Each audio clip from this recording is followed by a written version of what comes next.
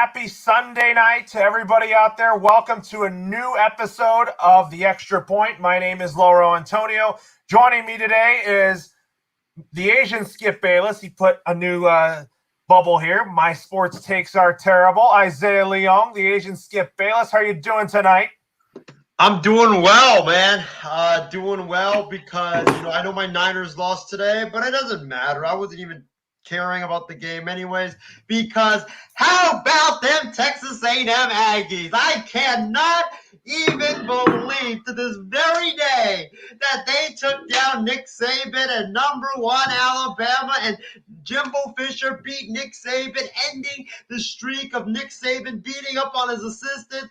Heck, I didn't care about the NFL today. I didn't care about any of the game. I only watched one game, and that was the 49ers game. I was just too busy celebrating the last 48 hours about how Alabama lost and how now my Georgia Bulldogs are the number one team in the country. It's very, very good. It's also very good to be back on the program. I know I haven't been on for like the last several weeks, so it's great to be back. And John, how are you doing tonight, my friend? You know what? I am prepared to face the music. I can take it because that happens in sports. We're going to have weeks that things don't go our way, but as I said, you didn't pay attention to the NFL. That's a lie. So we have a video here, an extra point that says otherwise. So you're not an Aggies fan, so why don't you just learn like a kid and shh. But no, it's been a good day. Yes, my Longhorns lost in a very tragic way. Steve, you should be gone. I don't know. Denver, Vic Fangio though, man, your seat's hotter than mine was after I had spicy food last year. So, but the Chiefs lost. The Chiefs lost their second straight home game. It feels so good, even despite what happens with my teams, Isaiah, or what happened with your Niners. The Chiefs lost, and they have the first losing record in a long time, and the first losing record in the Patrick Mahomes era. So I said cheers. All right, so Ben Kearse and Sammy Sharp are off tonight, so we're going to begin the program without them. So first off, let's talk about Thursday Night Football with the Seahawks and Rams, but we have a video to play to troll Isaiah. So here we go.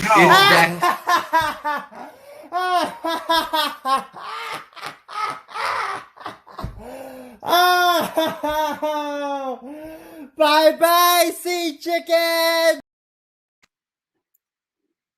Oh, now he wants to hide?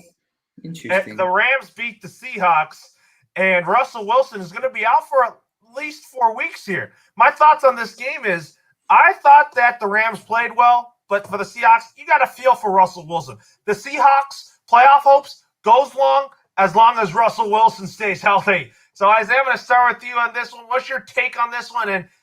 And that bye-bye sea chickens video made me laugh.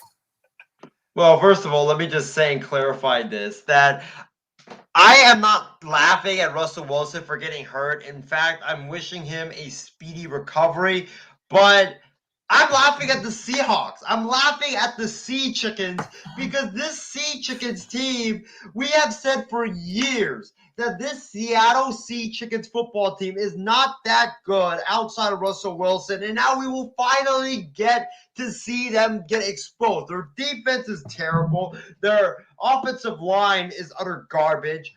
Their wide receivers are really good, but other than the wide receivers, they don't really have any other positions that are really, really good besides their wide receivers and their running backs. So yes, Laurel, like you said, the Seattle Sea Chickens playoff hopes are dead. Pete Carroll and Russell Wilson and the Seahawks, they should just start planning their Christmas vacation or their vacation after the season, because they're not going to the playoffs. Start planning your trip to the Bahamas. Start planning your trip to Hawaii. Start planning your trip somewhere else, because you're not going to the playoffs this year. I'm sorry, but that's just the fact. You're not going to the playoffs this year because your team outside of Russell Wilson is trash, and also besides the wide receivers as well. And without Russ, you are going to get exposed for being a terrible football team, and I would not be shocked if the Seattle Seahawks end up with a top 7 pick. And also, John, what's your thoughts on this Thursday night game between the Rams and Seahawks? Specifically this year, even with Russell Wilson, Seattle wasn't a great football team. They lost to Tennessee in overtime. Derrick Henry. Now, I understand they haven't been able to get the offensive line pieces or part of the defense. Jamal Adams can do what he can when he's healthy.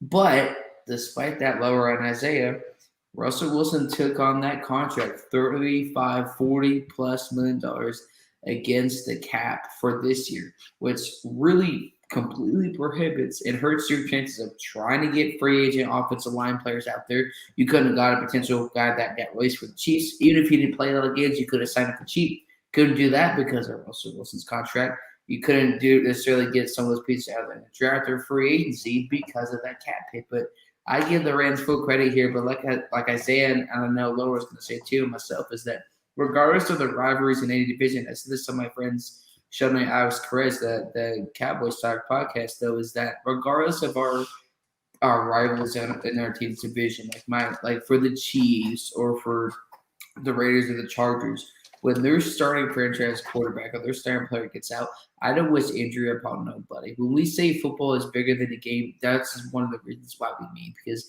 this guy is an excellent example of a leader on and off the field. He's not a distraction in any way, and I don't wish injury upon anybody for the Cowboys or the Chiefs. I just don't, because at the end of the day, like I said, and us know, is that it's just the game. We enjoy the game. We love analyzing the game. I don't wish injury. None of us are laughing at the injury of either Daniel Jones or Russell Wilson or anybody, because if anybody does, they should get out of their mom's basement and actually learn how to work a job instead of just sitting in your mom's basement, because it's unfortunate. I feel bad for Seattle, but it could be a very uncomfortable offseason, Isaiah, with some internal conversations, to say the least. Absolutely, folks. So let's go to our comment section. Christy Wilson says, "Hi, guys. And how about them Cowboys?"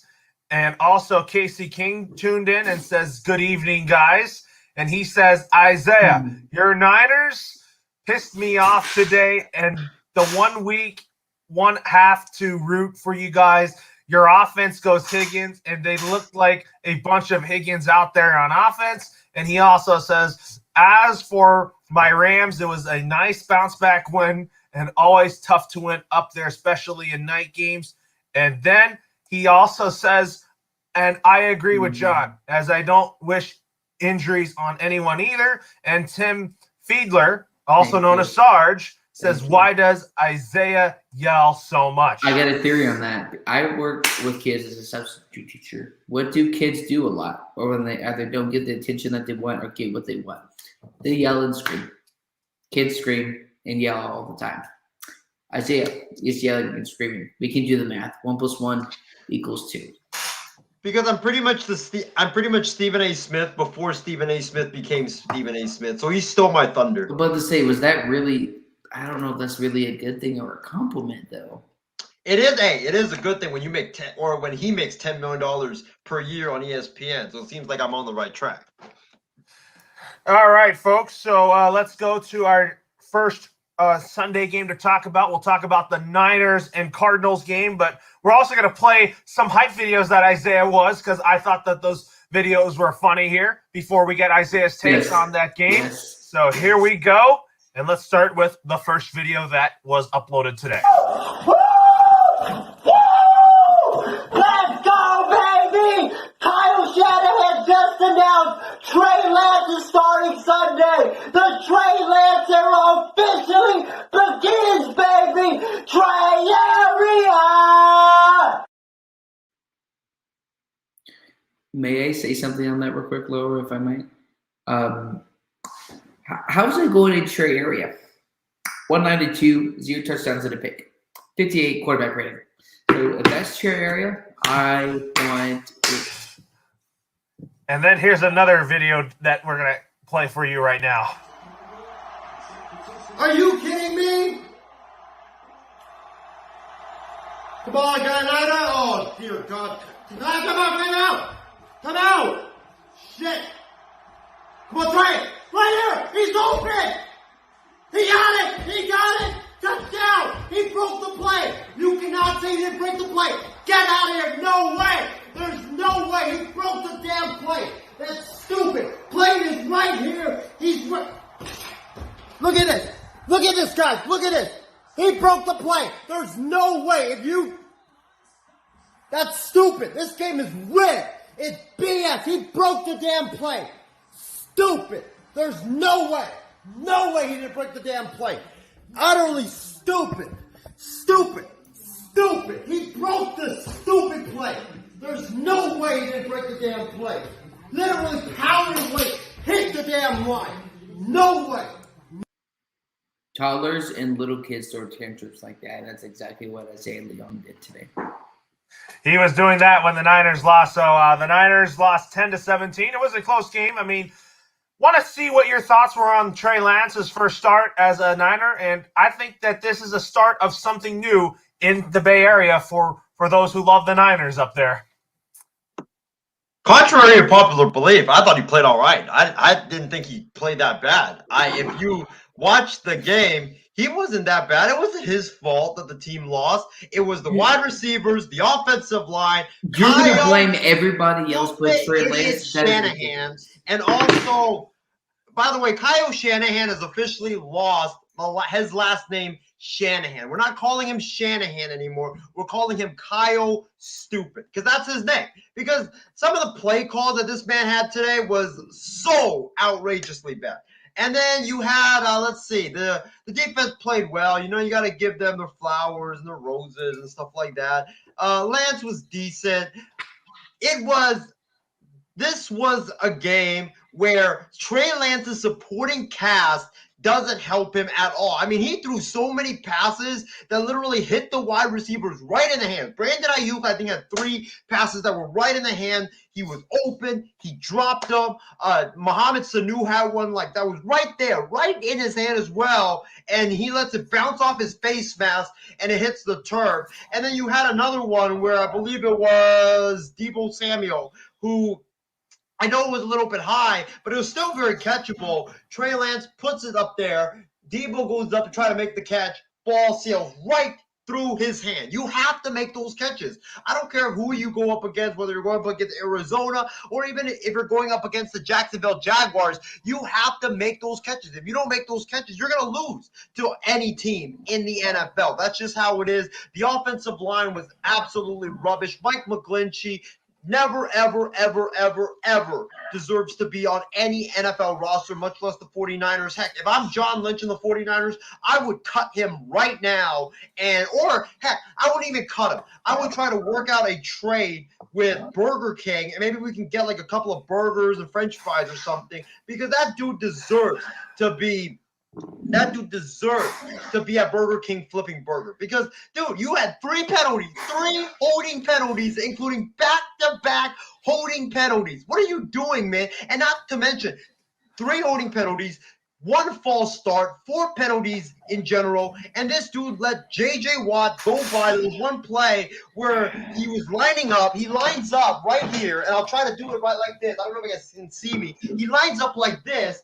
He tries to face up against J.J. Watt. When it's snapped, he gets up, and J.J. Watt's like, and then he just touches J.J. Watt on the shoulder and lets him go by. What are you doing, Mike McGlinchey? You have been taught these type of techniques for all your life, and you just try to block a guy by touching him on the shoulder?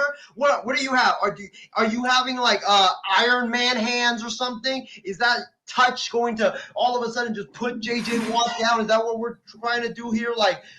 Mike McGlinchey, he's absolutely terrible.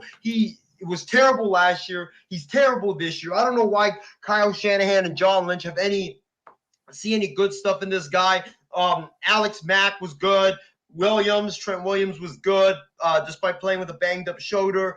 But, the other guys in that offensive line, whether it was holding penalties, whether it was false starts, whether it was like an unnecessary chop block, it was just penalties after penalties after penalties, and it was just stupid penalties and stupid blocking techniques like the one I'm just displayed earlier with Mike McGlinchey. And the last guy I got to get into or got to get after is Kyle Shanahan, because like I said earlier, some of the plays that he drew up today were terrible. Like that 4th and 1 play, when you're at the Arizona 39, you go for it. I understand why you're going for it because it's a 7-0 game. You have a new kicker. Makes total sense.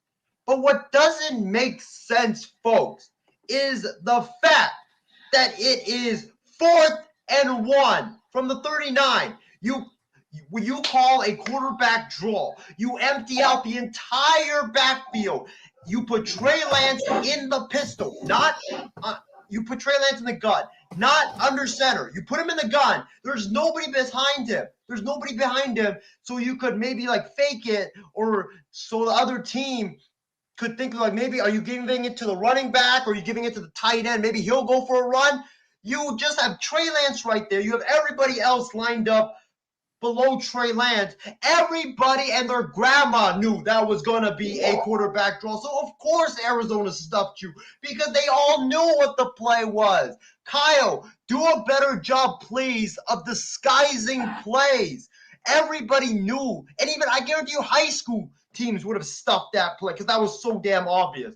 And it was just that, and there was probably more plays that I'm forgetting off the top of my head, but bad offensive line, blocking, penalties, wide receivers not catching easy passes, Kyle Shanahan making his plays very, very easy to disguise. That's why the 49ers lost in this game. You can't blame this whole game on Trey Lance. Yes, Trey Lance had that interception. It was terrible. It was bad. You know, he had an easy open lane where he could have ran for 15 yards, but instead decided to try to be a hero and beat Patrick Mahomes and chuck it down the field to Benjamin.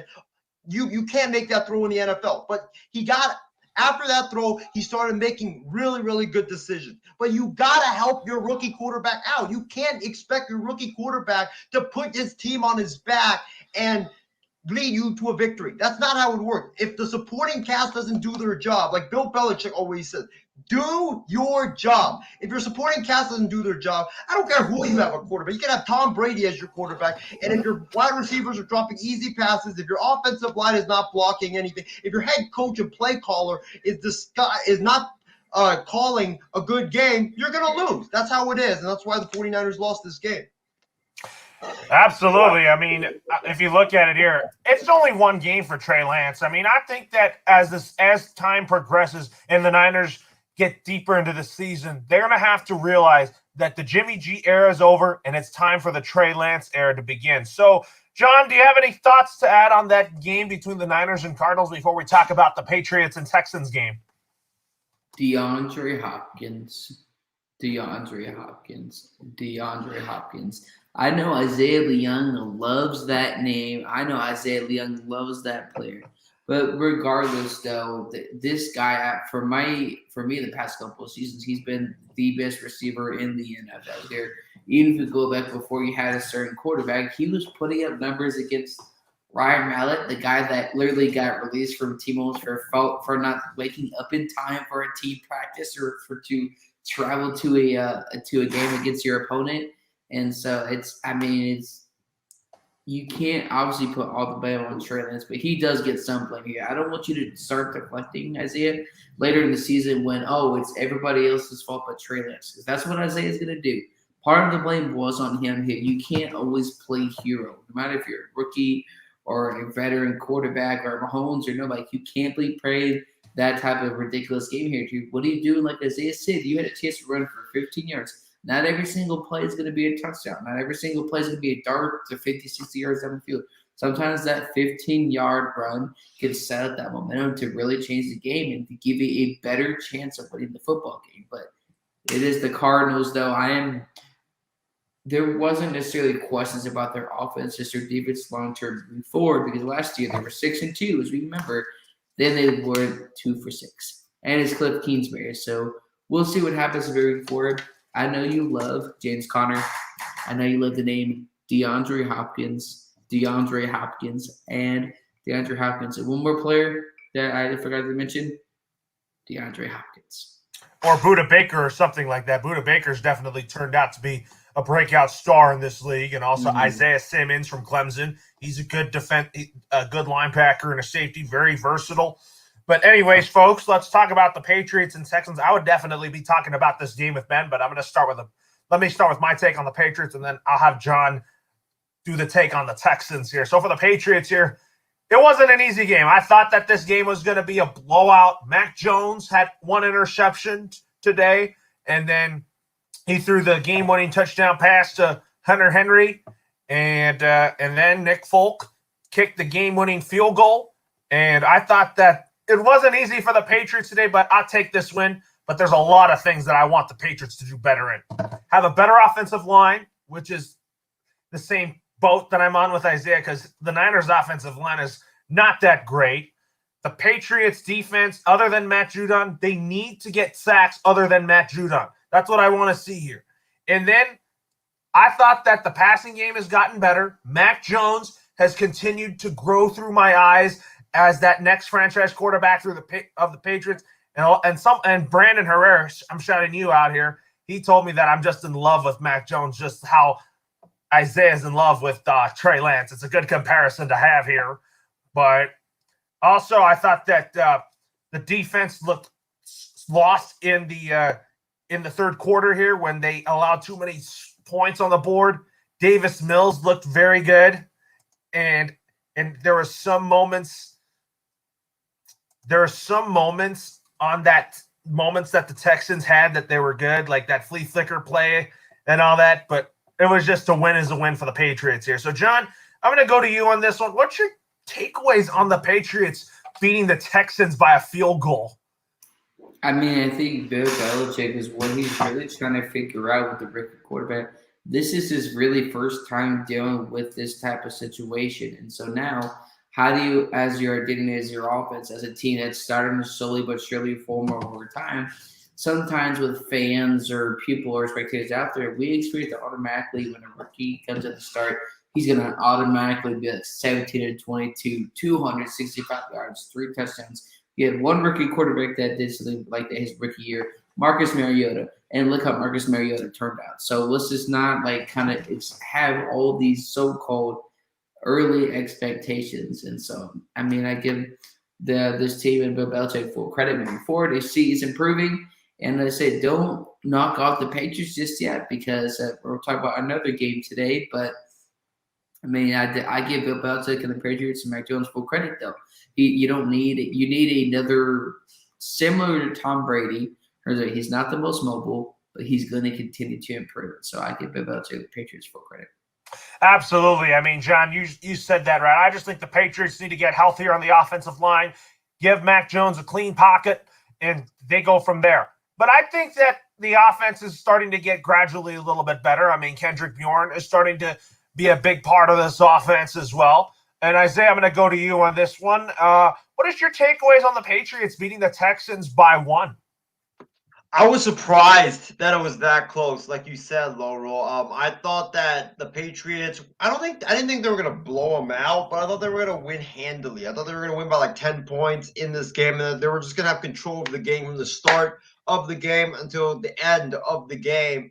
And about this game, I thought Mac Jones, he played really good. I mean, the stats might not show he had a really good game, but I thought, he looked really good out there. I thought he was very confident. Thought he was very poised. He was, 23 of 30 for 231 yards, 1 touchdown, 1 interception, including engineering that game-winning drive. Patriots ran the football really well, but I think they need to run the football a little bit more effectively because you have a rookie quarterback and you don't want to put, a lot on his shoulders. And, their wide receiving corp, Henry was awesome in this game. Jacoby Myers had a big game, 4 catches for 56 yards. But you're right. The offensive line, I think they need to block a little bit better for Mac Jones and also the running game and open up more holes in the running game. And also on defense, they have to get after the quarterback because I don't care who you're playing against that's playing quarterback for the opposing team. They can still beat you. This is the National Football League. This is not college football where, sometimes you're playing other programs where they might not have the same amount of talent that you have. So you have to get after the quarterback because it doesn't matter who's at quarterback. For the opposing team, they will still beat you. Yes, absolutely. I mean, Patriots will play the Cowboys next week.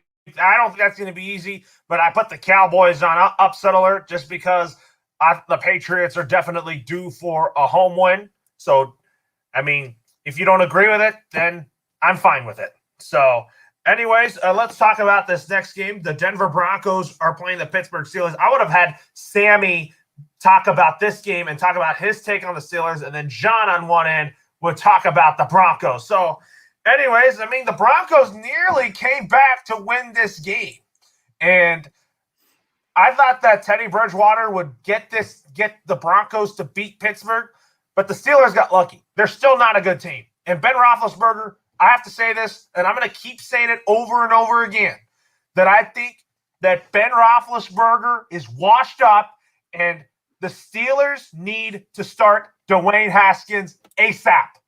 John, I'm going to go to you on this one. What went right for the Broncos? That was a near come-from-behind win for the Broncos today. Nothing went right for the Broncos. And to me, this was a test like, here we go again. Teddy Bridgewater not being 100% healthy. Here we go. And this is really frustrating because I thought he was on the upside of his career. The Jets got a third-round pick for him after 2 preseason games in 2018. Lights it up with the Saints, goes 5-0 out absence of Drew Brees in 2019. And so now you kind of look at it as, I say, a very basic. He doesn't have to play like an MVP caliber player. Game manage, let the running attack and the defense do their job. The defense was literally non-existent today. I think like Justin Simmons, Kareem Jackson, all those guys need to be arrested for fraud. I mean, for what they were decent at in 2019, part of 2020 was, like, say you have a defender right here and a receiver right here. A lot of times they'd be able to get up to either intercept the ball or slap it down. It's like, man, guys, they're letting the ball like within 2-3 yards get way past them here. They couldn't force any turnovers here in any way, shape, or form. It's they played terrible. And my concern moving forward, though, is like I said, when I say actions speak louder than words, this says it right here. Despite Teddy Bridgewater being healthy, not 100%, who knows if it's as bad or as decent as we say it is, that tells you they're done with Drew Lock. Not just because of the Teddy Bridgewater quarterback battle that he won. If they're not willing to put in Drew Lock despite Teddy Bridgewater being, let's say, injured, then that tells you, man, either you're putting all your eggs in your one basket beyond the season in Bridgewater, or you're having some delusional hopes that somehow we can get Rodgers, which frankly at this point I don't think is going to happen. So they couldn't. Their defense played terrible. The passing attack defense wasn't great. Patrick Surtain, I don't know if he retired because he was really non-existent in this football game. Neither was Justin Simmons, and there are young rookie running back. He had a couple of good plays, but just Teddy with that health is that regardless, like I said, even if the defense gets it done, even if the running attack gets it done, you still need that game manager to be on the field, and he couldn't do that. I'm hoping he can stay 100%, but if not, it's going to be a really weird season. But, I mean, I can face it easy, man. It was a very, let's just say, lack of word, a very disappointing football game. It was. So let's go to our comment section here. So Sarge Feidler also said, Isaiah is the real-life energizer bunny, just keeps going. And then the MI6 network wants to ask Isaiah this. He says, hey, Leon, can you elaborate on your Shanahan-Rolovich comments? Do you have time to kind of give a brief? He does. Comments? What comments? Don't even. If I can face the music by my Broncos, don't even do shuffle up a thing down. You're going to face the music. First of all, I know who this is. It's Callan writing in to troll me. But, you know, I, like you guys heard in my rant earlier about the 49ers, I was just pissed off. You know, I was seeing so many plays that were just poorly designed and so obvious for the opposing team's defense to just know what that play was gonna be. I was just like, Shanahan, can you switch things up? Like, can you do something, please? It's not just been like this for one game. It's been like this for the last 3 games against the Packers, against the Seahawks, and against the Arizona Cardinals. It's been like this. There's been no, jet sweeps with Brandon Ayuk and Deebo Samuel or any of that stuff. There's been nothing. There's been no creative plays run by Kyle Shanahan, and I was just, pissed off and really fed up with Kyle Shanahan's piss poor play calling this season for the San Francisco 49ers. I don't mean that they should fire Shanahan. In fact, I think it's going to be an absolutely dumb move if they do fire Shanahan and hire Rolovich, even though Rolovich, I think, is a good coach at Washington State. But, yeah, that was just more of me, like, being very upset and just talking out of my mouth. Means he had a toddler tantrum, basically. All right. So also Casey King also wanted to add here that Big Ben definitely needs to hang it up. And we've said it many times that the Steelers need to rebuild. Absolutely. And Casey King says, remember a week ago or two, Isaiah was calling Shanahan the God. And if they win the next game, he would be back calling him a God and a savior. So that's what Casey King also says as well. So, Isaiah, what is your biggest takeaways on the Broncos nearly coming from behind and beating Big Ben and the Steelers? I told you so. I told you so that the Denver Broncos' offensive problems weren't just Drew Lock. It wasn't just that Drew Lock was making them bad. The biggest problem with the Denver Broncos has never been Drew Lock. It's been the offensive coordinators that Vic Fangio has hired in his career as the Denver Broncos head coach, especially the current offensive coordinator of the Denver Broncos, who is Pat Shurmur, the former New York Giants head coach, who everywhere he's been, besides Philadelphia, besides that one fluke year in Minnesota with Case Keenum, his offenses have been utter dog crap. He's not a good offensive play caller. He's not a good offensive play designer. Every single game, it's the same thing from Pat Shurmur. Pat Shurmur, what he wants to do, run the football, the first 2 downs, try to get, 5 yards and then a 5-yard gain on the second down, try to pick up the first down after the second down. If you don't get the first down after, you run it on the first 2 plays, well, then on third down, third and manageable, you throw a short pass. Well, teams know what the Broncos have to do or know what the Broncos want to do. They know that the Broncos don't really have a deep passing attack. That's basically what the Denver Broncos always do, and that's what they did against the Giants. That's what they did against the Jets. It was slow, grinded out type of football games. And let me tell you guys this.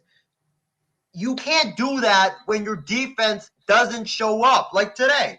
This team is not built to come back, and this offense is not built to come back when this team has to go touchdown for touchdown with the opposing team. It's just how it works. They're not gonna come back with Pat Shurmur's awful play calling, his awful offense, and his awful play design. You talk about Kyle Shanahan being bad the last 3 games. Pat Shurmur's been bad for the last 2 years in Denver. He did the same thing with Drew Lock. When Drew Lock had a cannon of an arm, it was run the football the first 2 downs, and then third down, then try to, throw a medium to big pass up the middle.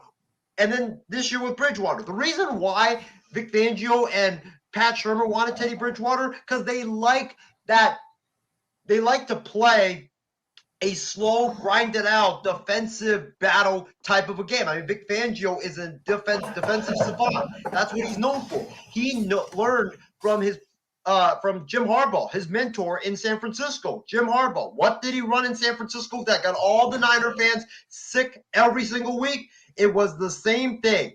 Alex Smith, Colin Kaepernick, no matter who was at quarterback, hand the football to Frank Gore. First 2 downs, let him run it. Second, and then third down, throw a short pass, pick up the first down, and move the chain. Well, the thing with that is, if you get down and your defense doesn't show up and the opposing team is exploiting your defense, that doesn't work. And you can't go toe-to-toe with the best of the best in the NFL playing that style of offensive football. Pat Shurmur's too conservative. I said it last year. He should have been fired last year. They should have never fired Rich Scangarello because it seemed like him and Drew Lock had a good rapport going when Drew Lock started the first 6 games or the final 6 games of his rookie season. He should have never been fired. I don't know why they did it. And Pat Shurmur has come in, implemented this boring style of offense, and the Denver Broncos, they get exposed once again. Their offense is crap. I mean, Teddy It- Bridgewater had almost 300 yards, 2 touchdowns to 1 pick. The problem really was, I wouldn't say completely beyond Drew Lock, Teddy Bridgewater, is that the offensive line is still a huge issue for the Broncos, and the defense gave up too many first downs. The defense gave up too many big plays here. Teddy had almost 300 yards and 2 touchdowns, so I wouldn't put a lot of that blame on him. But yeah, Pat Shimmer should have been gone last season for sure. Let me add one thing, Loro, before we move on, and that is, yes, I know he had a lot of yards, but how many of those yards actually came when the opposing team was playing, a prevent style of defense? That's not the point. The point is, it's not most of the blame doesn't go on Teddy. The fact is, you just look at the plays from, I believe it was Claypool and I think another receiver, that touchdown pass. I mean, my goodness, the defender was literally right there. He could have jumped up in the air. If that was Trevon Diggs, he would have intercepted that football. They constantly just gave up those plays. The defense wasn't doing what they were supposed to do. And I don't know what Pat Shurmur is doing regardless. I mean, he needs to be fired. He shouldn't deserve to have a job in the NFL. He doesn't deserve to have a job in college football. He doesn't deserve to coach a Little League football game. This guy should be gone from coaching anything football related. All right, folks. So now let's talk about the Browns and Chargers. I'm going to start with this one. I was watching that game before Sunday Night Football. The Chargers looked like the real deal. Cleveland played a good football game, but the better team won. I just think the Chargers are just on fire right now. Brandon Staley's done a fantastic job in his first year as the head coach of the Chargers. I could see the AFC West be coming down between the Chargers, the Chiefs, and the Raiders. We could definitely be seeing that. So, anyways, folks, with that being said here, let's go to our comment section before we get to the guys on their takes on that Chargers and Browns game. Christy Wilson also says, she said that Browns-Chargers game was crazy. And the chair with James Gonzalez. He says, hi, guys. Seems like as the season goes on, we'll find out who's real and who isn't. So I'm going to start with John on this one. What was your takeaways on the Chargers beating the Browns in a close game?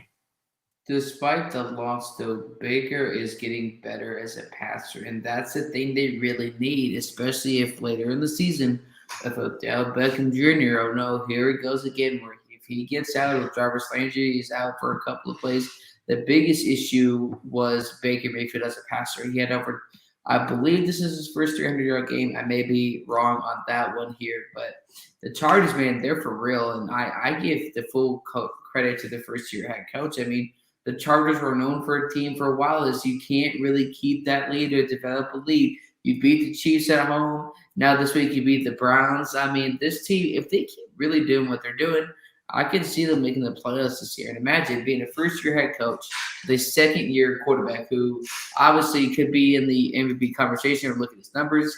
They played phenomenal in this game, and Justin Herbert is for real. And I was 100% wrong about Justin Herbert in the NFL. He is definitely the real deal for the Chargers here. So, Isaiah, what is your thoughts on the Chargers beating the Browns in a high-scoring game here? My biggest takeaways are that the Chargers are legit Super Bowl contenders. This team is phenomenal. Their offense is unreal, man. I mean, Justin Herbert is an absolute stud. Eckler is really good as a runner. And then you talk about his report with Mike Williams, Keenan Allen. It was all on display today.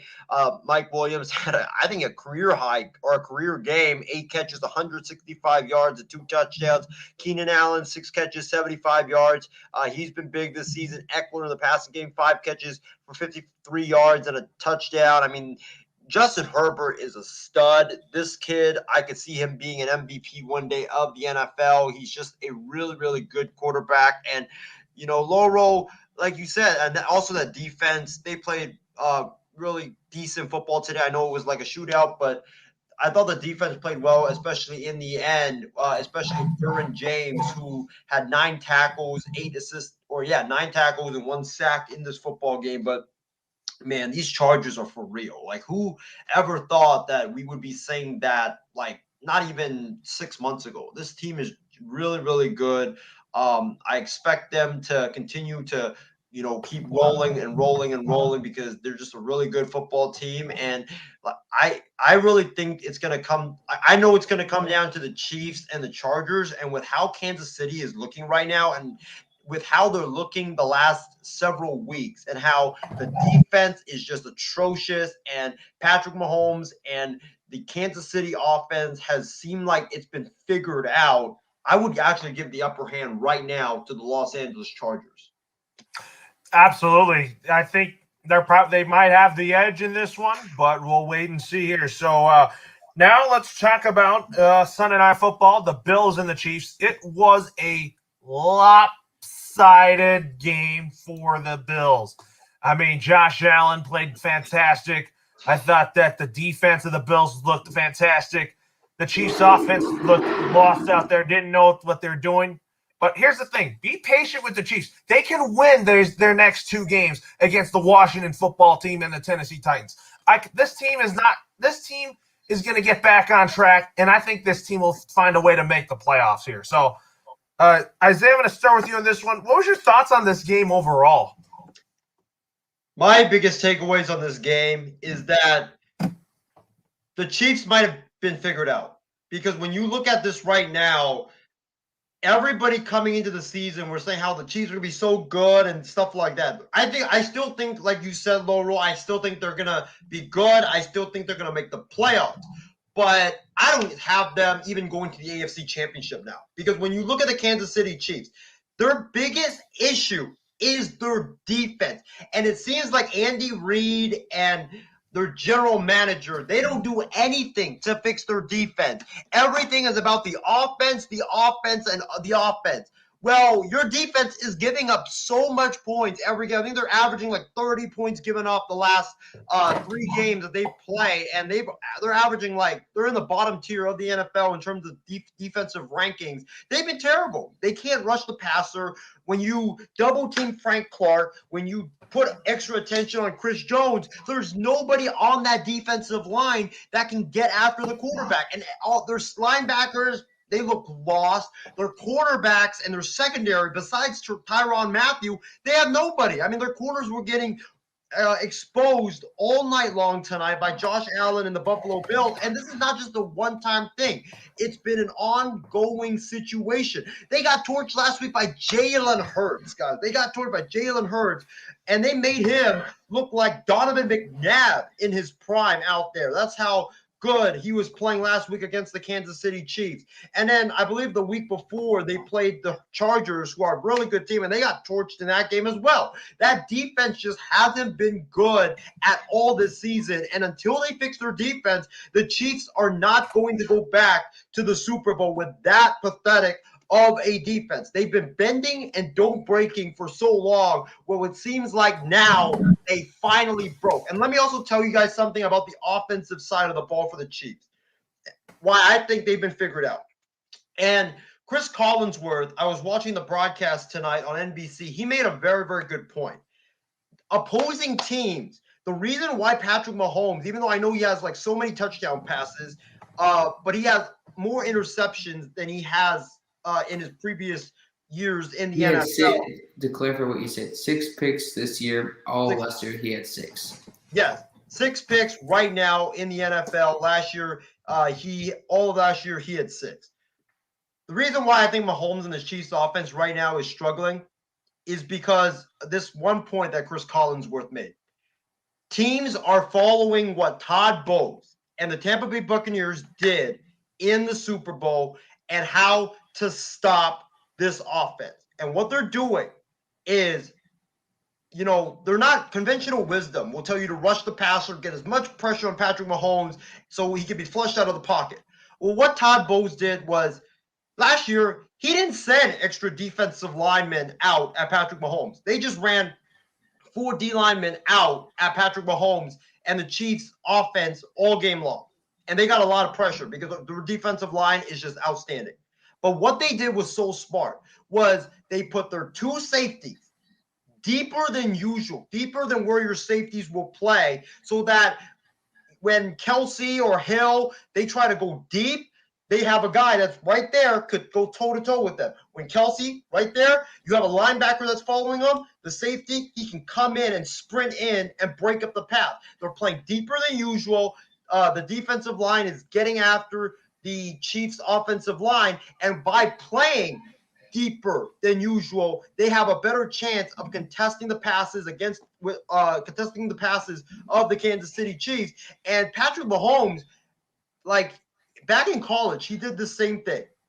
And right here, James Gonzalez says this: cover 2 defense was working all night for Buffalo. That's what teams are playing. They're playing the cover 2, and the Chiefs haven't adjusted and they haven't figured it out. And Patrick Mahomes in college, he was known as a gunslinger. He was the guy that would just try to sling it over there. And there were a lot of times early in his career where he would throw a lot of passes where his receivers would have to make miraculous catches, where they would have to do stuff that it was not humanly possible. Well, now with you playing those 2 safeties back, those wide receivers don't have enough room to make those not humanly as possible catches. So that's why it's getting picked off, because Mahomes, pressure's coming. He just chucks it deep, and what's happening? There's a safety right there, or there's a corner right there, or there's someone back there to take it away. And that's what's happening right now. And it's the blueprint that the Tampa Bay Buccaneers used. It's the same blueprint that the Chargers used, the Eagles used, even though they couldn't stop the Chiefs' defense. They couldn't really score against the Chiefs' defense, but it's a lot of the stuff that everybody's using, and the Chiefs haven't adjusted, and everybody seems to have figured it out, and it's now up to Andy Reid and the Chiefs' offensive coaching staff to adjust. Absolutely. You're spot on right there. And then also Casey King said, to me right now, the best team in the NFL through week 5 is the Bills. And yes, the Bills, not the Cardinals. Still a lot of football left to go.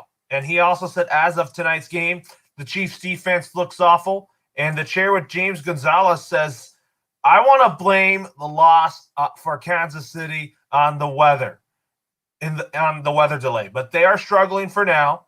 And the Chiefs are also missing their best pass rusher and best run stopper in Chris Jones, who's injured right now. That's pretty much the problems that the Chiefs are having defensively right now.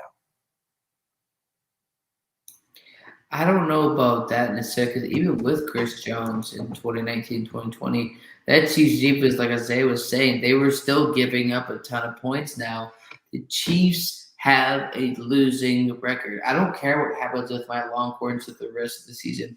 Right now, just through the first 5 games, the Chiefs are the worst team in the AFC West through the first 5 weeks. I don't care what else happens this week. That's exciting. Absolutely. So also, I want to get your thoughts on this London game that the Jets and the Falcons have. Let's talk about that game before we preview Monday Night Football. I watched that game. I kind of turned on my TV in my room at like 6 in the morning to watch that game. It looked like the Falcons put the game in the bag. The Jets made it interesting. But in the end, the Falcons prevailed. They got lucky. Their defense is still atrocious. Their offense is really good with Matt Ryan and Kyle Pitts and Russell Gage and Calvin Ridley. I think that this offensive attack is still really talented on those ends of the ball. And Arthur Smith's offense has definitely rejuvenated Matt Ryan. So, Isaiah, I'm going to start with you on this one. What's your takeaways on the Falcons beating the Jets? But with the Jets, don't blame Robert Saleh for every loss. Well, first of all, I haven't blamed Robert Saleh for any loss this season. But you're right, Laurel. Arthur Smith has definitely rejuvenated Matt Ryan. He looks really, really good right now. Pitts looked really good as well. I know I had a fantasy opponent that was playing Kyle Pitts, and he just went off, and I lost my matchup because of it. But I think this was more about Zach Wilson. And what I'm about to say is probably going to, make John explode. It's probably going to, get Callan to never, ever, ever, ever, ever, ever stop roasting me. And it's probably going to get the MI6 fan base to never stop roasting me as well. And that is, and I know I said I was really high on him going into the draft. And I said if he was with the 49ers, he would be up He could have a career. They that would win a was up Super there. Bowl with him in the next With- year or two. Yes, with Joe Montana and Steve Young. But fellas, I think I was wrong about Zach Wilson. I'm not saying that he's going to be a bust, but I don't expect him to be as well. First of all, I don't expect him to be as great as I put him at to hype him up. But I don't even think he's going to be a star in this league. He is really trying to be Patrick Mahomes out there when he doesn't have the weapons to be Patrick Mahomes. He doesn't have the offensive line to be Patrick Mahomes. And right now, it just seems like he's trying to play hero ball too much. And, I saw a lot of passes where he was scrambling. He just throws the ball deep. And it's like, bro, take the simple play. Take the simple play. I know it's not going to get you a lot of yards, but take the simple play and let's keep going. And that's what Zach Wilson needs to learn. He needs to learn that the NFL, you can't always try to be a hero every single play. I mean, that's what we said with Trey Lance. First play, or not first play, but the third play, he tries to be a hero. What happens? It gets picked off. Same thing happens in the NFL. When you try to be a hero, the other team is on you and they're going to either intercept you or something bad is going to happen. And, these rookie quarterbacks, I know they were very successful in college. They have this hero mentality and, they got to get rid of that. They got to get rid of that hero mentality that everybody can, or they can do it all. And just, they have to let their playmakers, their team make plays for them and just do the simple things. I know Kyler Murray said this on Fox today in an interview that, his biggest advice to Trey Lance, what he's learned in the NFL is that your team around you is very, very talented. I know the Jets are probably not very, very talented, but you don't have to go out there and play hero ball. You really don't. Just make the simple play, make the play that will get you a first down, or make the play that will get you closer to the first down. Make the smart play instead of trying to make the hero play, and you'll be fine in the National Football League. But right now, Zach Wilson is not looking so hot right now. He is not looking good. And, Isaiah, I want to add something here. He's learned. He's actually gotten better since the Week 2 game against the Patriots and also against the Broncos. So he's definitely gotten better since then. He has, but I just feel like Yes. tries a bit Look at the too numbers. much. Look at the film. Like you see it in some of the plays, and he's got to learn. This is the National Football League. This is not college football. You can't be a hero in this league by yourself. You have to have your teammates, your supporting cast to help you out. And what about you, John? What was your takeaways on that Jets and Falcons game in London? I love this, and they admitted he was wrong. But this is more negatively about the Falcons than it does somewhat positive about the Jets here. Because for the Falcons, despite this offense they have with Pitts and Ridley and Patterson and this whole thing, is that for the Jets to be in this game, for the Jets to be competitive, they were competitive against Atlanta, who had the same quarterback, who had a worse 3-game start of his career than Josh Rosen. Josh Rosen is atrocious. I think he's a third stringer for the Niners right now. And so there is no fan out there that thought the Jets would have won. I didn't think it was going to be a close game, but I mean, this doesn't say anything great about the Jets. This just shows that the Falcons sooner or later are going to have to face the fact, Laura and Isaiah, that it's time to move on. It's time to rebuild. You don't draft a tight end 8th overall to contend for a Super Bowl in the next 3 years. Yes, you need a franchise quarterback there, that's for sure. But now let's talk about Monday Night Football tomorrow. The Colts and the Ravens will be going head-to-head. And with that being said, I'm gonna pick the Baltimore Ravens to win on a field goal. I think Justin Tucker will win it again. I think it's going to be a 38-yard field goal attempt for Justin Tucker, and he's gonna give the Ravens a 34-31 win. And I think that the Colts are gradually starting to get better as the season goes on. So Isaiah, what's your take? Who's your pick to win tomorrow and why? I badly need the Colts defense to step it up, man. I mean, you got to step it up because you play against Lamar Jackson. I know he's throwing the ball pretty well this year, but he's he's known as a running quarterback. If you need to take away the run. If you can take away the run, force Lamar Jackson to throw the football, then I think you'll be in a good spot. But that's, obviously easier said than done. But I'm going to go with the Ravens just because I think they're the better team. Lamar is a better quarterback than Carson Wentz. And for some reason, I know Wentz was out for a while, but that Colts offense just isn't clicking right now. They're not really clicking, and I don't know what's wrong with that defense. I thought the defense would be playing a little bit better than they have had this season, and I've kind of been disappointed in that defense, honestly. I've been a little bit disappointed in them. So I'll give me the Ravens. I think they're at home. They got the better football team. The Colts would have to play pretty much a perfect game to upset the Baltimore Ravens. Absolutely. And then also, John, who is your pick to win between the Ravens and Colts tomorrow on Monday Night Football? It is the Baltimore Ravens. The last two games, obviously, you're not counting the bye weeks. They didn't play a game. 603 yards passing in the last two games for Lamar Jackson. Went from an 81 straight up to almost over 96 quarterback rating. So over time, like Isaiah says, and we all said this, Lamar has to be a better passer. You say, oh, it's against Detroit or against really Denver has been kind of, let's just say, not very good the past couple of weeks. And I can admit that. I'm not here to I can face the Visa.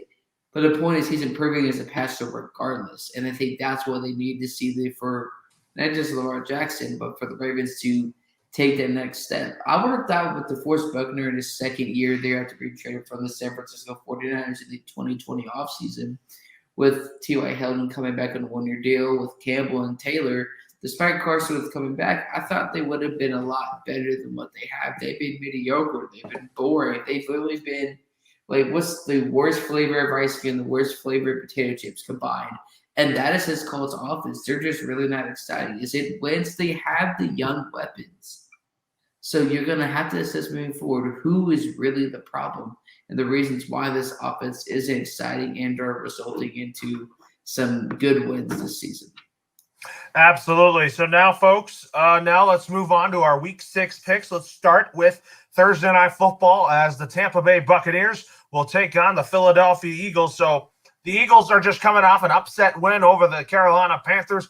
The Tampa Bay Buccaneers just came off a blowout win over the Miami Dolphins. So with that being said here, I'm going to pick Tom Brady and the Tampa Bay Buccaneers to come into Philly and blow them out. And I think that but I'm not going to underestimate Jalen Hurts. He really could make this interesting. But I feel like that the Eagles, they could be surprisingly somewhat good here with Jalen Hurts in his first year as the starting quarterback for the Eagles. He's done some good things so far. So I'm going to go with you, Isaiah, here. Who is your pick to win between Brady and the Buccaneers against Jalen Hurts and the Eagles? I am going to go with the Philadelphia Eagles to pull off the upset in the I did that just to piss John off. Jalen Hurts is a bad man. But in all seriousness, though, I'm going to pick the Tom Brady and the Tampa Bay Buccaneers just because I think they're the better team. Even though I think Philadelphia will make it sort of interesting in this football game, I don't think it's going to be a blowout. I think it's going to be, close game throughout the night. But I think Brady and the Bucs, too much talent on this team to lose to a Philadelphia team led by Jalen Hurts. All right, folks. So now I'm going to go to John on this one. Who's your pick to win between the Tampa Bay Buccaneers and the Philadelphia Eagles? One name: Thomas Edward Brady Patrick Jr. That is it. Bucs win. All right. I will say, though, I was one of the very few people that picked the Eagles to beat the Panthers today. Ooh, I thought the Panthers would have won this game, but you know what? I think the Panthers are still in good hands. I think the Panthers will find a way to still win some ball games. I just felt like that was a loss that they shouldn't have here. So I mean, he does have 5 picks in the last 2 games, though. So. All right, now let's go on to our Sunday games. The first game we're going to talk about here is the London game, as 2 Florida teams will be going head-to-head, as it'll be the return of Tua Tagovailoa, who will be going up against Trevor Lawrence and the Jacksonville Jaguars in London. I might get up early and watch that game tomorrow. We'll have some live coverage there. So give me the Miami Dolphins to win this game because Tua's back, And since he's going to be coming back to be the starting quarterback for the Dolphins, watch out for the Miami Dolphins in his return. So give me the Miami Dolphins in a blowout over Trevor Lawrence and the Jacksonville Jaguars. And John, who's your pick to win between the Dolphins and Jags, and why? I'm going to shock the world and go with the Jaguars in this game. Because here's the thing. Alone, look at. Oh, you gotta steal my pick. Look at today. Regardless of, we can say it's great or someone else. The point is, look at the coverages for Miami. Constantly, time and time again, this defense is getting exposed this season. This defense isn't getting it done. And if they look that bad against Tom Brady, which you think that obviously Trevor's they're not very good. You have distractions with the Jacksonville Jaguars, but Miami's defense all season has been kind of up and down, up and down. If you look at it before I let Lovero get to Isaiah, looking at the Dolphins' schedule, their past few opponents, I mean, my goodness, you were close against the Tampa Bay today, then you practically went dumpster diving on that one. You lost against the Colts by 10. You lost against the Raiders. You got demolished. You can say you guys are 2 or not. Okay, I'm just talking about the defensive side of the ball for the Dolphins. 35-0 against the Dolphins, and you barely beat the Patriots in your Week 1 game. So based on just on the defense alone, I know there's injuries something at the quarterback position, but their defense, they've literally lost 4 straight. And look at how that defense is playing. And so I just don't see how that defense is really going to be able to recoup. And Tua is Tua. He's just not an NFL quarterback. I respect what you're saying, John, but give it time. Tua Tagovailoa is an NFL quarterback. He's left-handed, though. Left-handed quarterbacks don't win championships. He's the best left-handed quarterback in the NFL right now. That's not saying much, he's though. He's a better left-handed quarterback than Michael Vick was and Tim Tebow was. Okay, Laura, you have no idea what you're talking about. Because second, that's not saying anything at all when there's only 1 or 2 left-handed quarterbacks in the NFL. To say that he's more than Michael Vick, look up the numbers in the field because that's absolutely false. Can I just leave the show and let you guys debate this all night? No, because we're here to have a show and disagree, but be professional about it. We're not going to do a shouting match. We're not 3-year-old kids. All right, guys. So let's talk about this. So, Isaiah, who's your pick to win between the Dolphins and Jags, and why? Well, John over here stole my pick. So I was going to, come over there with the upset and stun all of you guys. But he took all the suspense away from me. So now I'm going to go with the Jacksonville Jaguars. I think they're going to pull the upset in London, actually, because, their owner, he's from London. That's his home. They want to go there. They're going to play with a lot of juice over there.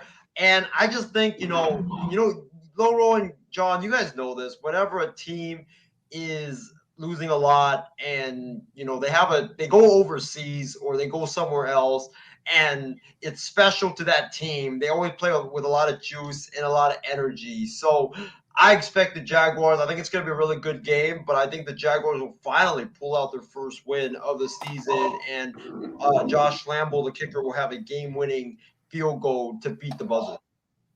That could very well happen. Could it happen if Urban Meyer gets his first win as a head coach as a Jaguar in London? It could happen. So James Gonzalez has something to say about that. He says that Urban Meyer is going to have some fun in London. He can probably go some tea parties because apparently he doesn't want to coach in the NFL. And he said that NFL's not sending the best teams over the pond. That's kind of ridiculous. And James Gonzalez, I disagree with what you said about Tua when he said, I'm out on Tua. Miami should draft a quarterback. And I'm like, he's just coming off a rib injury. And I love players that come out from Alabama and they have the utmost potential to be stars in the NFL. And Tua Tagovailoa, when healthy, he is a fantastic quarterback here. And I don't agree with what you said about the Dolphins drafting a quarterback. So Tua is their guy. Let me ask this, Lower. In what way is Tua their guy, even before the rib injury? Inconsistent as a passer, and just isn't a great runner. But in what factor is he the answer right now? I'll give him some time to recover from the injury. I'll give you that. But in general, let's say the rib injury never happened. How is he the guy for the Dolphins? Well, if you look at it here in his first season, when he took over for Ryan Fitzpatrick, there were some moments that I saw of him like he was a good passer. He throws the ball very well, But I just think that there's other things that I think he needs to work on, and he can grow from it, and he can learn from it too. The problem is the Dolphins don't have a lot of time to wait on him to develop. With what the Patriots, I like slowly but surely what the Patriots are doing. You have what Buffalo is doing, and the Jets are the Jets, so they don't really have like a 4 to 5, 8, 12, 1-2 seasons because Buffalo is a Super Bowl contender. Like you say, they're if not the best team in the NFL right now. So, I mean, I don't think Tua is the guy, but at the same time, I don't put all the blame on him right now, even if the rib injury didn't happen. Because I don't know what it is about that defense, but that defense is absolutely atrocious. If you compare what's worse, Isaiah Sport 6 or the Miami defense right now, I'm going a little bit with Miami's defense. All right, so now, folks, let's talk about the Rams visiting the New York Giants here. So Matthew Stafford's going to go to the Big Apple here. And for the Giants, they've been atrocious all year long. They could be a team that could be in last place here. So, anyways, give me the LA Rams in a blowout over the Giants because I don't know if Daniel Jones is going to pass concussion protocol. Saquon Barkley might just miss that game. So I think the Rams defense will have a field day against that offense and that atrocious offensive line that the Giants have here. So, Isaiah, who's your take between the Rams and the Giants and why? I'm going to go with the Rams, even though I desperately wanted to pick against the Rams because, I can't pick the New York Giants because they're missing Daniel Jones. They'll probably be missing Daniel Jones. They'll probably be missing Saquon Barkley. They're probably going to be missing Kenny Golladay as well, 3 of their top players on offense, and an offense that is already not that good today, missing 3 of their top best players. Yeah, it's a wrap. I can't do it, even though I badly wanted to pick against the Rams and pick the New York Giants, but I just can't do it. But I'm looking forward to that Niners-Rams game because, I got a lot of stuff that to say about that game. Yeah, we'll have to talk about that next week. So, John, who's your pick between the Rams and the Giants? The Giants might as well retire the rest of the season. Season's over. It's the Rams. I mean, my gosh, Mike Glennon with that 3-foot neck here as a quarterback. I mean, it's Mike Glennon. Saquon Barkley's not going to be there. You're losing all your players. You're concerned about Nate Solder moving positions on the offensive line.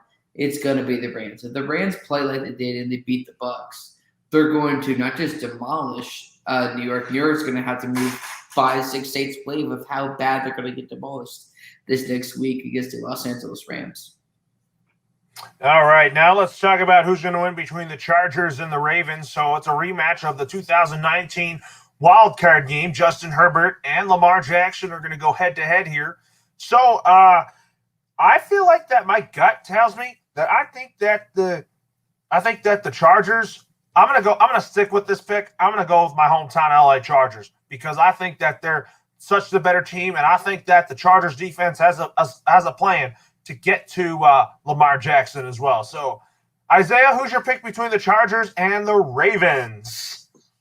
Sorry, Callum McClurg, but it's going to be the Chargers win again. The Chargers win again. That's what's going to happen next Sunday because the Chargers are a really good team. Herbert's an amazing quarterback. Mike Williams is looking like an absolute stud. He's a problem for the entire NFL. Keenan Allen, we know what a problem he is. The running game with Eckler, we know what a problem there are. Their offense is just rolling right now. Their defense is getting better and better, and it's holding down the fort for the LA Chargers. So give me the Chargers. We will be singing the Chargers win again on Sunday. And what about you, John? We talk about it, Marvel being the multiverse, and there's different possibilities happening that you think would never happen.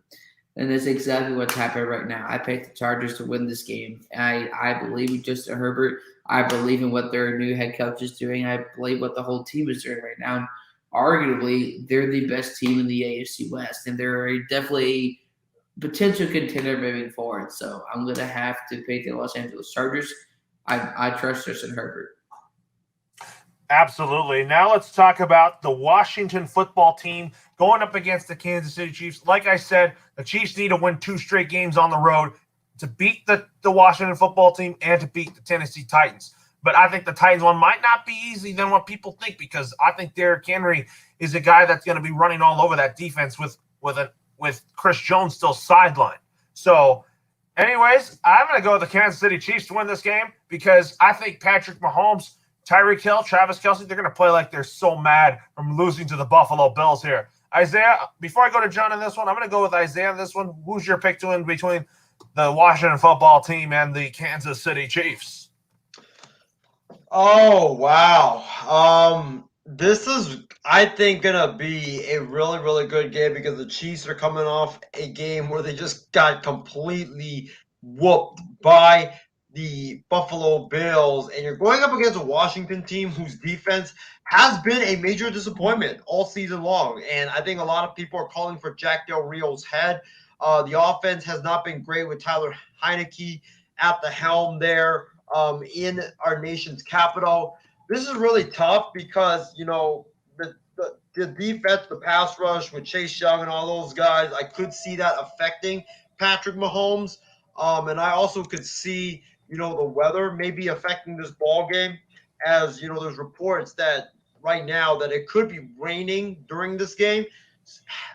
I expect it to be a kind of a low-scoring game because if it's raining, you know, you're going to have to run the football a lot in this game. You can't pass the ball that much. So that advantage would go to Washington. But I just don't trust Washington's offense. I don't trust Heineke. I don't care how bad the Chiefs' defense is right now. I just don't trust Tyler Heineke and that Washington football team's offense to be able to put up a lot of points on the Chiefs' defense. And what about you, John? Who's your pick between the Kansas City Chiefs and the Washington football team? Despite my pick this last week of the Bills beating the Chiefs, I still can't right now bet against Patrick Mahomes and this offense. Like I said, this defense, I was praising this defense, and to a certain extent, they were an exciting group to watch last year. They won a division against 7-9. You can say whatever you want about that, but they played well in the wild card round. So coming into this year, there were some good high expectations. Jack Del Rio had some experience with the Jaguars, and of course the Raiders, Khalil Mack, and those guys. And now Washington is literally just their defense. I don't know what happened. Like, what is the issue here? If they continue to do what they're doing, Jack Del Rio won't last but one season there with the Washington football team. And so I picked the Chiefs to win this game, but it's not going to be like a blowout, I don't think.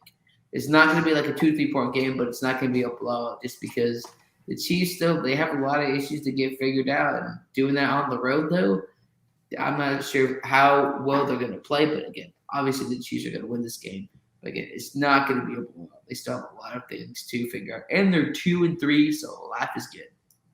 All right, now let's talk about the next game. The Houston Texans are visiting the Indianapolis Colts. So I think the Colts will lose to the Ravens, but I think the Colts will easily beat the Houston Texans. But I think that Davis Mills might get exposed by that Colts defense because that Colts defense is very deep. But give me the Colts in this one. So, Isaiah, who is your pick between the Texans and the Colts? I think this is easy. I'm going to go with the Colts, even though I think it's going to be a close game because division games are always a very, very close, tight battle. But I just think the Colts are the better football team. I think they're the more talented football team. And I think Davis Mills, I think he'll play good in this game, not great. But I just think the Colts are a better rounded football team than the Houston Texans. And what about you, John? I mean, at the end of the day, to be honest with you, I'm not really too sure about this pick, but anything can happen.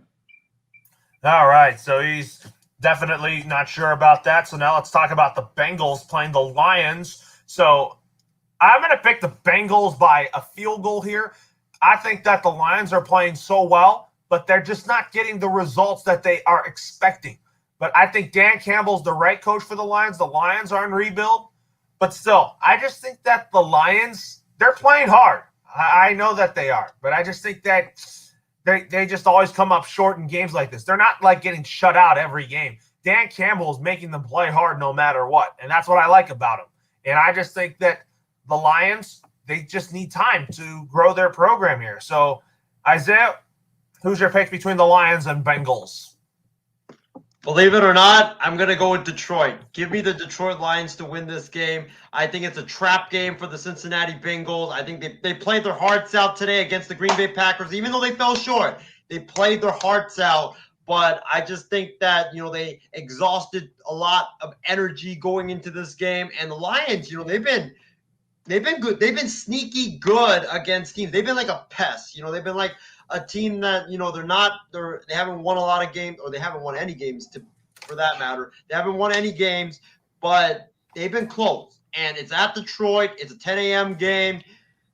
I just think it's a trap game with that crowd in Detroit. And I think the Detroit Lions will pull this out and upset the Bengals. And what about you, John? I'm picking the Bengals in this game, and again, special teams. They may need to hire a whole new special teams coordinator, get a new kicker, because oh my goodness, that game is interesting. But I'm picking the Bengals though, because you look at it, who on the opposing defense is going to be able to stop Jamar Chase? I mean, we knew what this guy was going to be like in the NFL, but getting to see that now, this guy is something special. He has my vote for a Pro Bowl All-Pro and a lot of other things he can do in the future in the NFL. But it's only his first year running mate rookie of the year. But I'm picking the Bengals to win this game because the Lions, man, they are getting better. They're playing better. I'm not saying they're the 0-16 Browns, but in terms of the Browns weren't getting demolished every single day. They were keeping it close. The games were really close. They weren't getting blown out here. And now you have Jared Goff. Whatever is going to happen this season, I'm not sure. But I love Campbell's passion after the game in the post-game conference. I guess I don't remember who asked the question, but that type of passion you want in a head coach. You don't want a guy throwing a tantrum or getting mad. And so, I mean, I'm picking the Bengals to win this game. Jumbo and Jamar Chase are going to line it up. All right, now let's talk about who's going to win between the Vikings and the Panthers. So the Vikings coming off a win over the Lions, but I'm going to say the Panthers are going to get back on the winning track again. I think that losing to the Eagles was uncalled for, and I think Sam Darnold will have a great day against that Vikings defense. So give me the Carolina Panthers in this one. So, John, who's your pick to win between the Panthers and Vikings? Steven, I'm going to make your week, and you're going to have to buy me a steak for saying this. I'm picking the Minnesota Vikings to win this week. I understand, like, Dalvin Cook he's out, but, I mean, it's Minnesota. How could the opponent have really a chance? I mean, I don't think Minnesota's a playoff team. I don't think we don't know what's going to happen with them after the season, but I'm picking the Minnesota Vikings to win this football game. And what about you, Isaiah?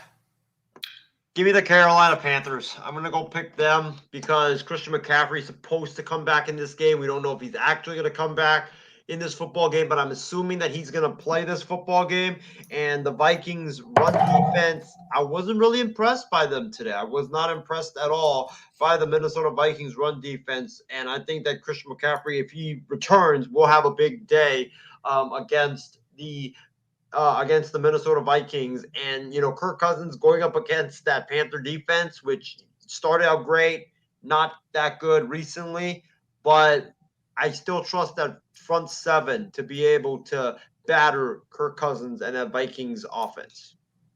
Absolutely. Now let's talk about here who's going to win between the Cardinals and the Browns. So, I mean, Cleveland just came off a very rough loss to the Chargers here, and for the Cardinals, I think their undefeated streak's going to come to an end. So I'm going to go with the Cleveland Browns in this game. It's at home at the Dog Pound. I think Kyler Murray's going to have a great game. Baker Mayfield will too as well, but I just think Baker is going to come away with a win. It's going to be a battle of the number one picks from 2018 and 2019. So, Isaiah, I'm going to start with you on this one. Who's your pick to win this game and why?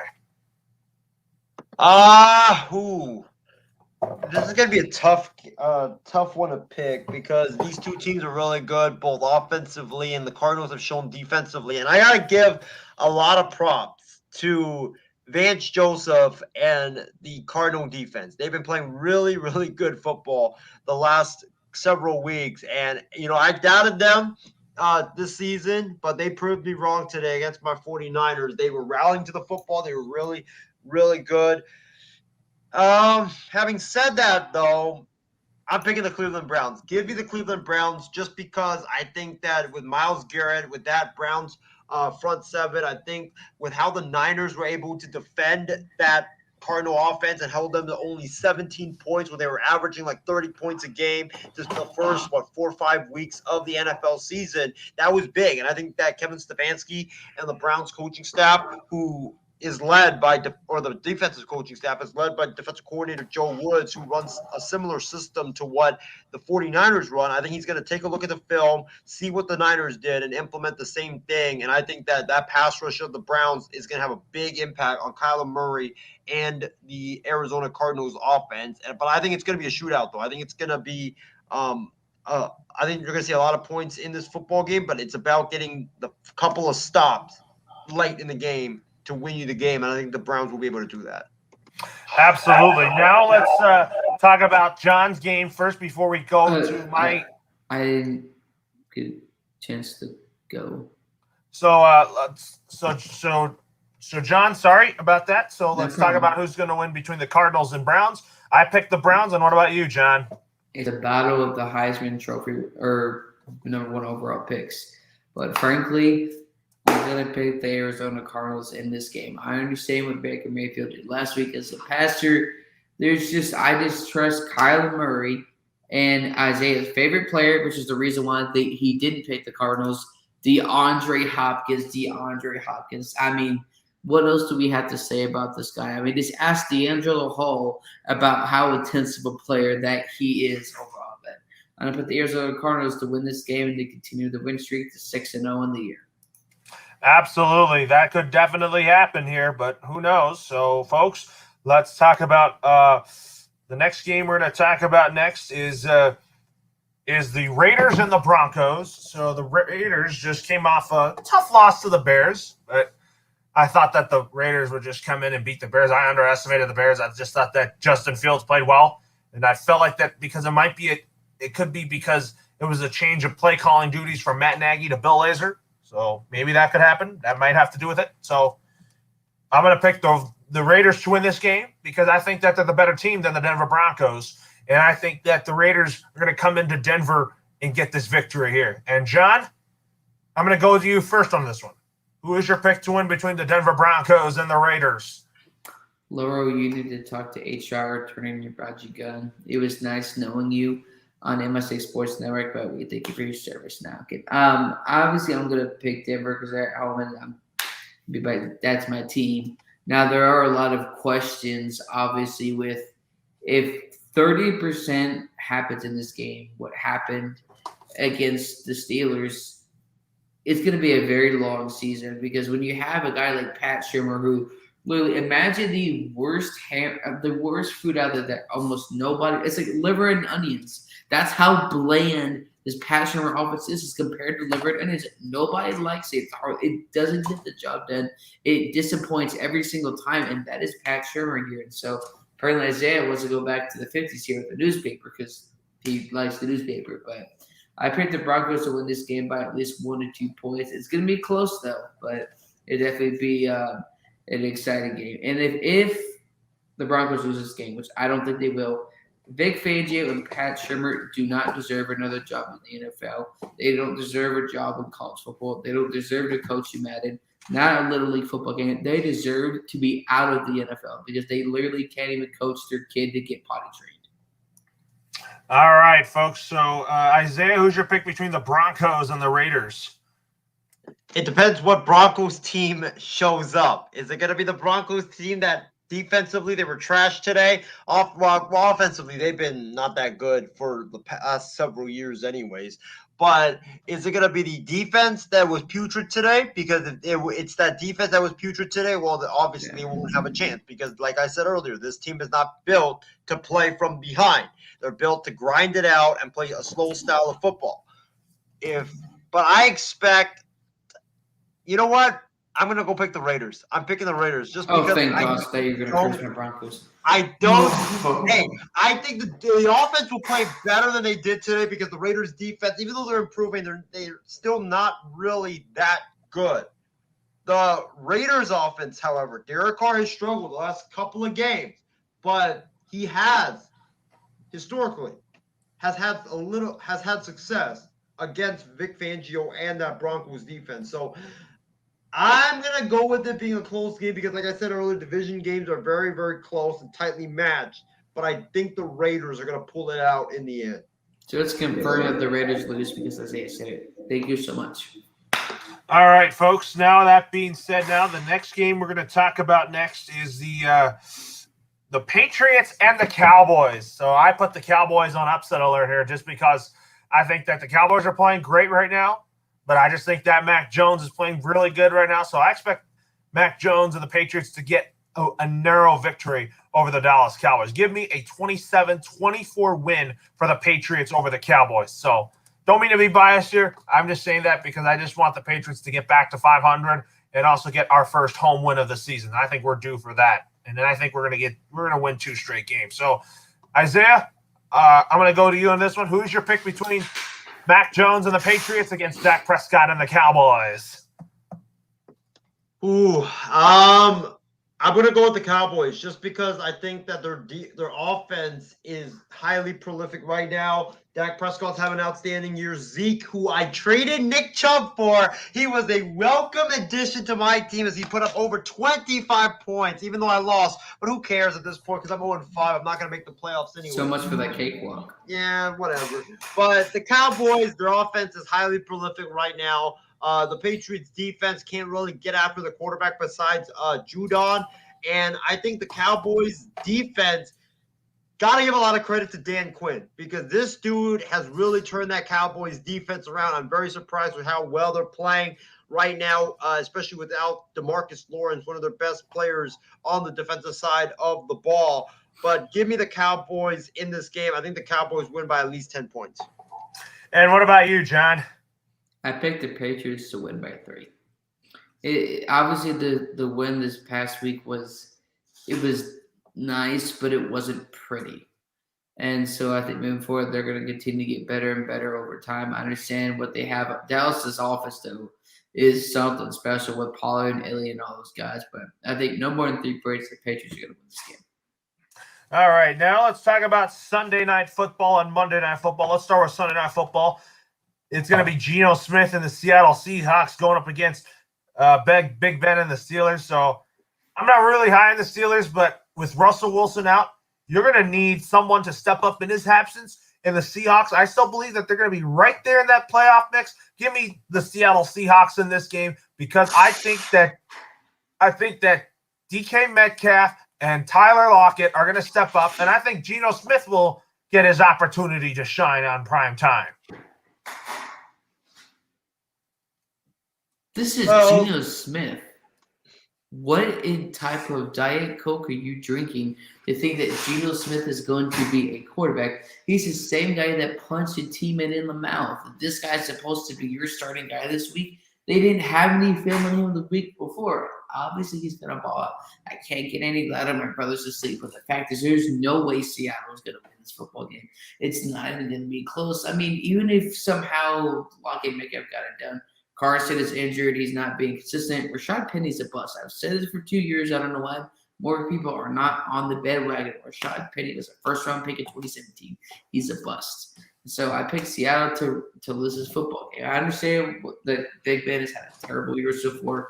4 TDs to 4 picks up until this point. But it's Claypool, Johnson, and hopefully the other receivers will be back. I mean, how do you bet Seattle? I mean, it's Geno Smith versus a washed-up Big Ben. I mean, Geno Smith is, Geno Smith.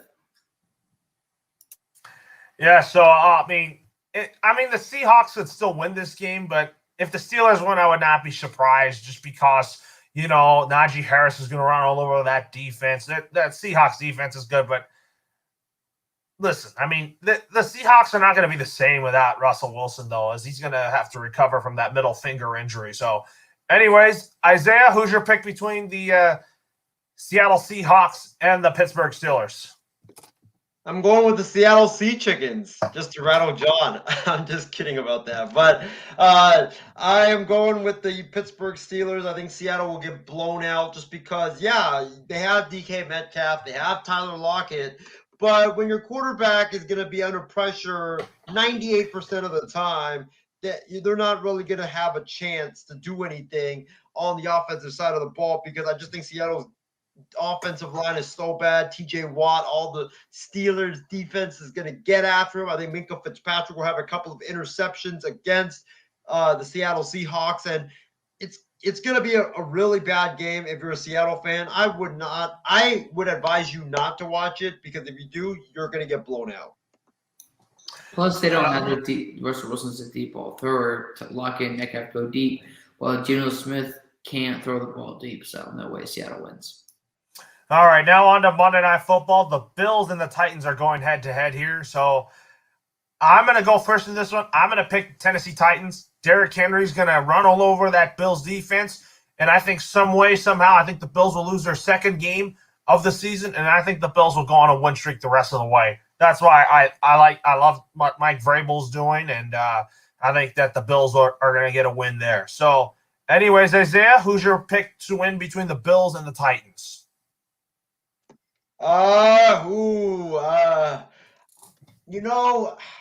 Bills are coming off an emotional high, and we know a lot of these teams, they come off a big win, and what happens? They end up laying an egg in a trap game when they're not supposed to.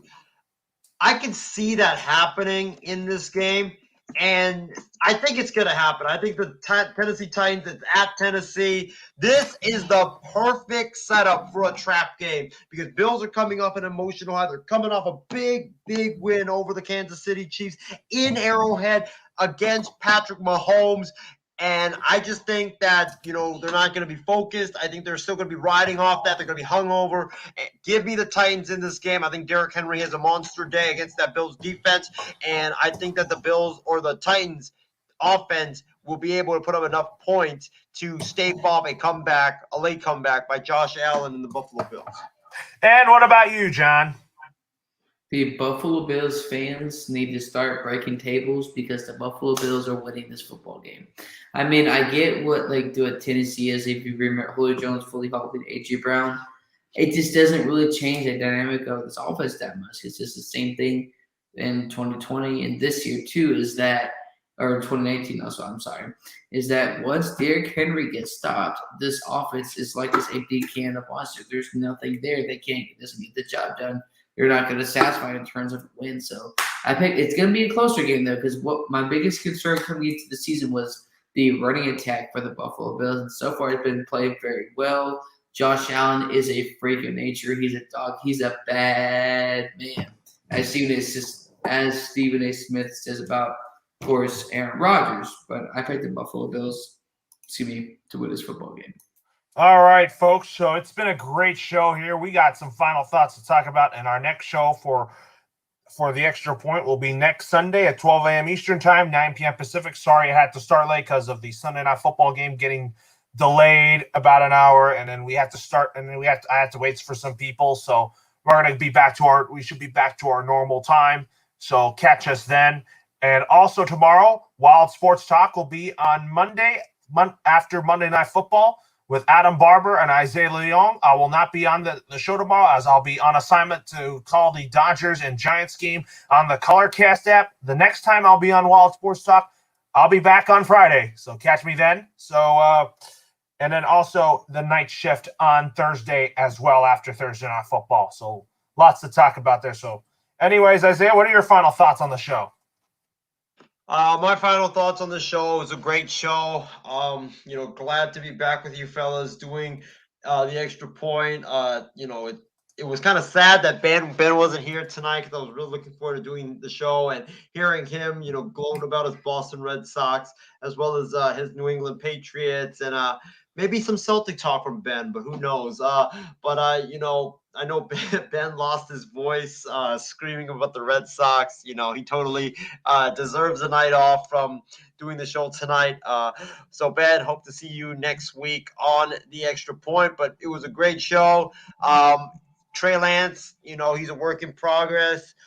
Glad that we have the bye week this upcoming week, so that I don't have to suffer and watch my Niners play pathetic football again on the football field. And you know what? Even though the Niners lost, even though my team sucked today, I don't care, because at the end of the day, how about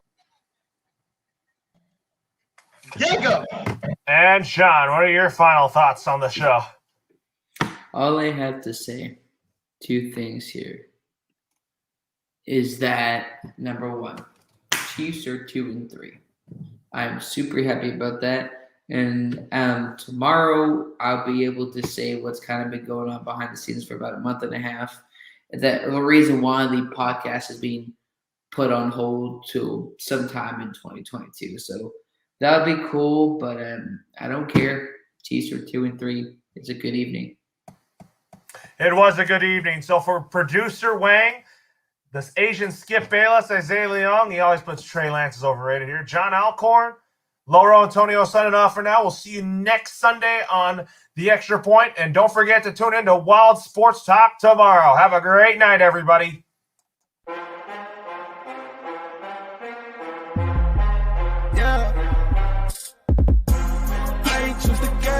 Chose me. I'm a champion, I need some trophy.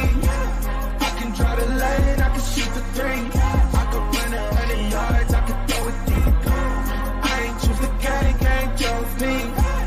I'm a champion, I need some trophy. I can draw the lane, I can shoot the three. I can run 100 yards, I can throw it deep. I got what it take to be a champ. You know ball's life, you should come and join the camp. Title after title, put my rivals off the map. Thought you had the trophy till I came in for the snatch. I was born in it, not sworn in it. I ain't come to play, my wrist mean all business. Running like a mimic, check my jersey, all authentic.